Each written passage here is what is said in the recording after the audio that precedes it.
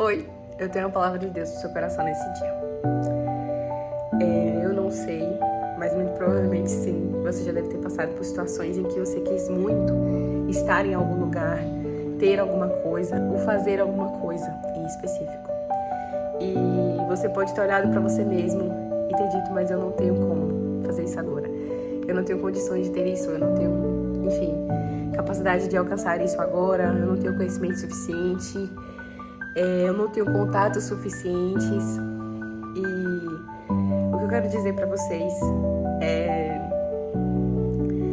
que não importa o que você pensa sobre você mesmo, sobre a sua situação. Se Deus tiver um propósito para você naquele lugar, Ele vai te levar até lá. E às vezes é bom que você olhe para você e você não enxergue a capacidade de estar ali. Porque quando você entrar, mesmo sem ter a capacidade, sem ter o merecimento, sem ter as qualidades ou dinheiro para estar ali, você vai saber que Deus te colocou ali, que Ele mesmo foi lá e o colocou ali dentro. Eu vivi uma situação na minha vida, em um dado momento, e o Senhor me lembrou ela, eu repeti a oração que eu fiz naquele dia, hoje, que eu estive diante de uma coisa que eu queria muito, que eu entendi que era boa, que ia me ajudar, mas custava muito dinheiro, mais de 20 mil reais. E eu não tinha dinheiro. E eu fui falar com Deus, eu falei, Deus, eu quero muito ir pra lá. Eu quero muito fazer parte disso. Eu quero muito poder ter isso. Mas eu não tenho como. Se o Senhor ver que vai ser bom, se o Senhor tiver um propósito comigo lá dentro, que o Senhor me coloque lá dentro. Se não tiver, tá tudo bem. Eu vou entender que isso não é pra mim. E finalizei aí minha oração, agradeci a Deus. E aí eu entrei em contato, com a pessoa que estava vendendo esse produto. E aí eu falei, olha, a minha situação é essa. Eu tô vivendo um momento específico da minha vida, eu não tenho como arcar financeiramente com os custos disso. Mas se tiver alguma outra forma, algum outro trabalho, alguma outra coisa que eu possa fazer para poder compensar esse valor e eu ter acesso a esse produto, que você me diga. E se não tiver também, tá tudo bem. Não tem problema, mas eu precisava falar com você. E aí eu esperei por um tempo, pela resposta. E a resposta veio. E eu recebi aquilo que eu tinha pedido a Deus. E Deus usou essa pessoa para me abençoar. E eu fiquei tão maravilhada. Eu fiquei tão assim, falei, meu Deus, que coisa doida. Como? Mas é Deus. E é isso que eu quero reavivar em você. É isso que eu quero trazer de esperança para o seu coração hoje. Não olhe para... Não pense que as suas capacidades, que a sua impossibilidade humana de estar em algum lugar ou ter alguma coisa, ou fazer alguma coisa, ela é mais significativa ou mais forte do que o agir de Deus. E nessa situação, Deus realmente tinha um propósito comigo naquele lugar. E Deus realmente tinha um projeto para minha vida com acesso a esse bem, a esse produto. Mas pode ser que você faça essa oração e Deus ele não te leve para esse lugar. E uma coisa que eu aprendi na minha vida é que eu não devo querer estar ou insistir em estar em lugares que não me cabem, em lugares que Deus não ordenou que eu estivesse ou que Deus não me levou, e que eu não devo me chatear com isso, que eu não devo ficar chateada por isso. Não. E cada vez mais meu coração ele tem se confortado, porque às vezes a gente quer muitas coisas que pra gente parece que são boas, mas que vão nos levar para um caminho que ou vai nos afastar de Deus, ou vai nos afastar da presença ou do propósito que Ele tem pra gente, ou vai nos distrair do propósito que Ele tem pra gente. Então, antes, quando eu queria estar em algum lugar que alguém não tinha me convidado, algum grupo de amigos não tinha me convidado, eu ficava muito chateada. Hoje eu entendo que se eu não fui convidada, se a minha presença não está lá, é porque não era para estar lá, sabe? Se eu vejo uma coisa, um lugar que eu quero muito ir, que eu quero muito estar, e eu não consigo ir, por qualquer questão que seja, ou eu não consigo estar presente ou fazer ou ter, eu sei que não era ali que a minha presença devia estar. Eu sei que não é o que eu deveria ter naquele momento. E quando eu olho para a minha situação atual, para onde eu estou, eu entendo que é exatamente onde eu deveria estar. E eu comecei a perguntar a Deus qual é o propósito de estar onde eu estou, de viver o que eu estou vivendo. Principalmente, a gente tem que fazer isso sempre, nas coisas boas e nas coisas más. Mas eu aprendi a fazer isso principalmente nas coisas tristes, nas coisas ruins, né? Às vezes a gente passa por uma prova, por um deserto, e a gente pensa que alguma coisa na nossa vida tá dando errado.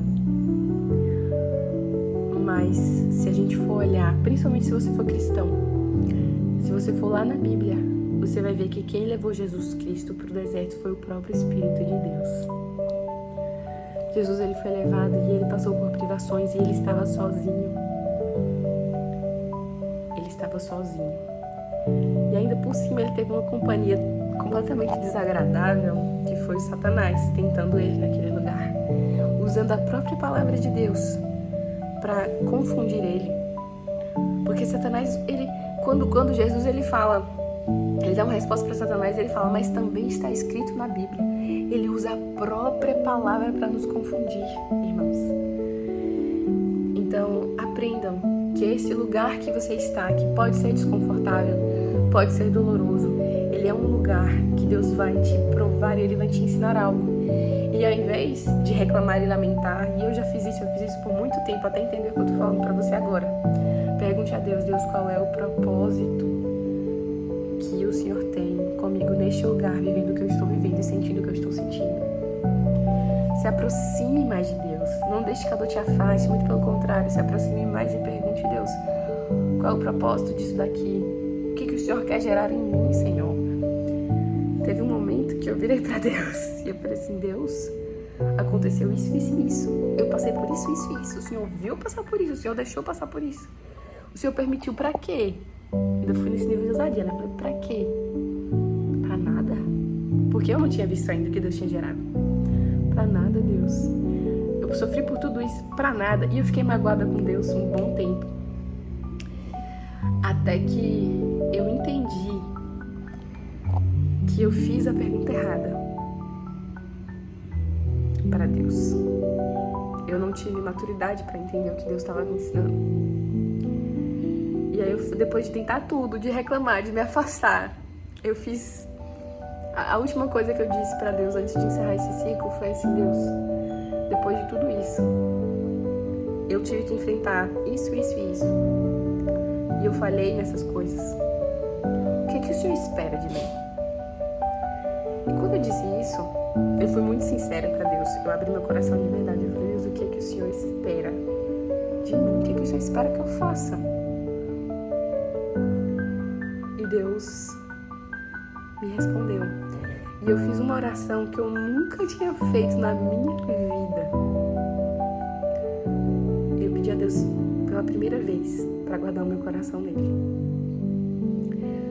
Para guardar o meu coração nele, para que somente um homem que tivesse o coração guardado nele, assim como o meu, pudesse me interessar. Que eu só me interessasse pelo homem que tivesse o coração enterrado nele, escondido nele. E que eu só me interessasse pelo homem que fosse me amar como cristão na igreja. Eu repeti isso muito forte, porque no fundo do meu coração eu não acreditava que poderia existir um homem que me amasse como cristão na igreja. Mas se está escrito na Bíblia, se Paulo disse que os homens deveriam ser assim, eu acredito que assim vai ser o homem que Deus separou, ou que Deus escolheu, ou não sei. Não sei se Deus escolheu alguém, a gente não sabe quais são os planos de Deus para nós. Mas eu descansei sobre isso, quando eu pedi para Deus esconder o meu coração nele, guardar meu coração nele. E no dia que eu fiz essa oração, eu entendi que tudo que eu sofri, eu não teria sofrido. Eu não teria vivido, passado por tanta dor e sofrimento, se desde o princípio o meu coração tivesse guardada no Senhor. Se desde o princípio eu tivesse feito essa oração para Deus guardar o meu coração e só permitir que eu me interessasse por aquele que também tivesse o coração nele e por aquele que fosse me amar como cristão da igreja. E eu fiquei pensando sobre isso, eu vou ensinar minha filha, meu filho. A primeira coisa que eu quero ensinar sobre eles é sobre guardar o coração em Deus. Porque essa relação de dependência do amor alheio, né, que a gente acredita que tem, né, mas que na verdade é uma desregulação dos nossos propósitos aqui na Terra. A gente se desregula muito emocionalmente, a gente começa a achar que o amor que a gente quer, que a gente procura, ela tá em outra pessoa, que a outra pessoa vai satisfazer isso na gente.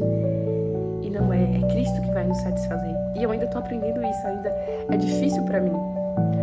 Mas é um processo que eu tô vivendo, que eu comecei a viver, que eu escolhi a viver. E é o que eu pretendo ensinar para os meus filhos, se o Senhor me permitir ter filhos físicos. Mas eu vou ensinar para os meus filhos espirituais, porque o Senhor vai frutificar um projeto muito grande, muito bonito, sobre pessoas que serão alcançadas pela palavra que Ele está me trazendo. E que Ele gerou durante todo esse tempo de sofrimento que eu passei, de toda essa angústia que eu vivi. O Senhor gerou uma coisa, e eu tenho certeza que através disso eu vou ter filhos espirituais. E é isso, que vocês possam contar com o Senhor, porque Ele espera que você conte com Ele. Ele espera que você vá falar para Ele quando as coisas derem errado. E principalmente quando não aconteceu o que você espera. E outra coisa muito importante, essa é a última lição, que esse vídeo tá enorme, já tem 11 minutos, é que eu queria controlar Deus. E muito provavelmente você também quer. Você quer que Deus faça o que você quer, que Deus te dê o que você pediu, quando você pediu, na hora que você pediu. E se Deus não faz isso, Ele é ruim. Ele não liga pra você, Ele não é bom. E olha como a gente é estranho, esquisito. Achar que a gente é que controla Deus, que Deus é nosso servo, que Deus é um gênio que vai atender os nossos desejos. Não é assim que as coisas funcionam. Eu não sei por que a gente pensa assim. Não sei porque eu pensei assim por muito tempo. Mas não, é o contrário. A gente que serve a Deus. A gente que pergunta a Ele o que vai fazer. Como a gente deve fazer. A gente que busca agradar a Ele. A gente que busca adorar a Ele. E a gente que espera o agir dEle. Esperamos pela fé. E esperamos também que se Ele fizer, Ele é Deus. E se Ele não fizer, Ele também é Deus. Se Ele fizer, Ele é bom. E se Ele não fizer, Ele continua sendo bom.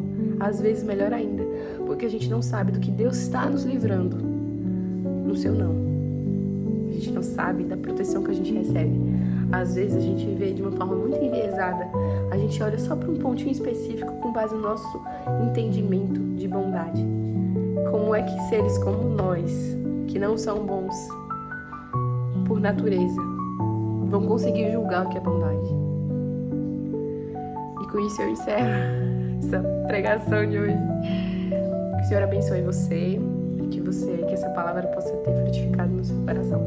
Um beijo e até o próximo momento.